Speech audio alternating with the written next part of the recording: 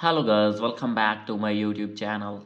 So guys, in this video I'm going to show you how to fix Cash App is not available in your region. We are currently only available in US and UK. So guys, when you want to log in your Cash App or want to create new account on your Cash App and facing this type of issue again and again, I'll help you how to fix this problem and how to log in and how to create your new account on Cash App. So let's get started without wasting any time.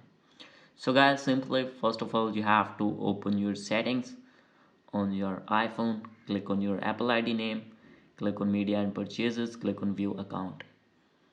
And guys, after this you need to wait for some seconds. As you can see here, page is on loading.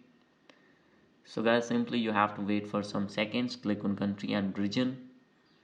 And guys, now you have to wait for some seconds. As you can see here, click on change country of region.